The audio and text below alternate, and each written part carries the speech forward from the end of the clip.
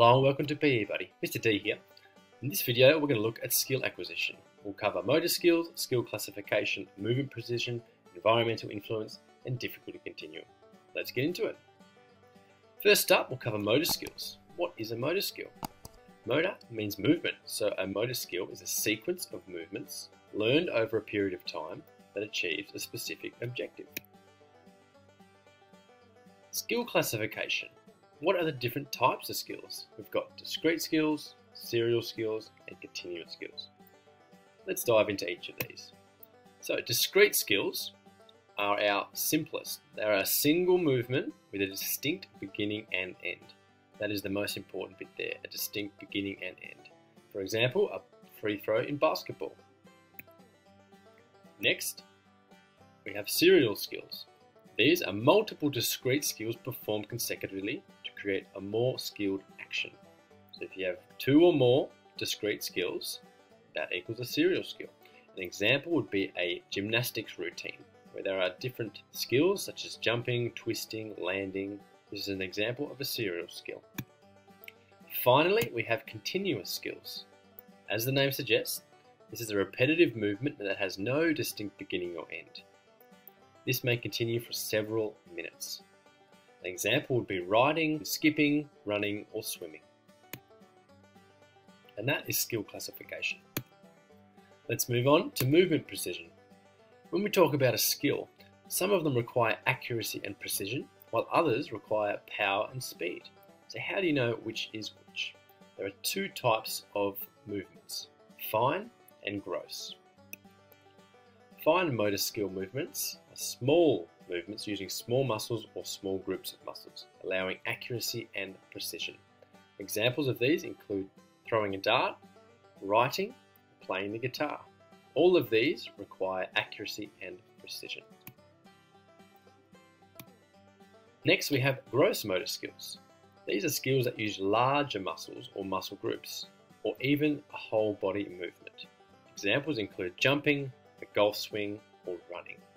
Gross also means large. This can help you remember. There you go, that is movement precision. Let's move on. Next we have environmental influence. This talks about the predictability of the environment in which the skill is performed. So we have open and we have closed environments. An open skill is a skill that is performed in an unpredictable or changing environment. The timing of the skill is influenced by external factors. A really good example of this is a player having a shot during open play in the game. There are several factors which are unpredictable and uncontrollable, such as the opposition players, the position of the teammates, and distance from goal. Let's contrast open skills with closed skills, which are skills performed in a predictable and stable environment. The timing is controlled by the performer. Sticking with soccer, we have a penalty. As opposed to an open shot during play, a closed skill or a penalty in soccer is more predictable and stable, and the timing is controlled by the person taking the penalty kick. And that's how the environment can affect the difficulty of a skill. Last but not least, we have the skill continuum. Starting from the bottom here, working our way up, we have easiest to more difficult. Now this is not easy to categorize. Down the bottom in our easiest part, we have closed skills. Closed, if you recall, relates to the environment, meaning the environment around is predictable and unchangeable, and the timing is determined by the performer. This makes it easier. Up the top here we have open. A skill performed with an unpredictable or a changeable environment makes it more difficult to perform well. If we look down the bottom here again, we have discrete. So a single action can be more simple than doing serial or more than one actions. And down the bottom here we've got continuous. This could be at either end of the spectrum. In this case we're looking at continuous as riding, running, skipping, etc., which is quite a simple movement just performed over and over again.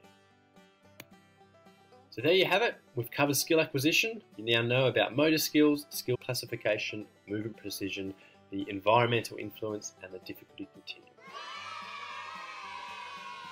Thanks very much for watching. Please make sure you like, comment with any feedback or questions you still have, and subscribe if you'd like to check out more of my videos. Do you have another topic you'd like to learn? Comment below. Thanks everybody.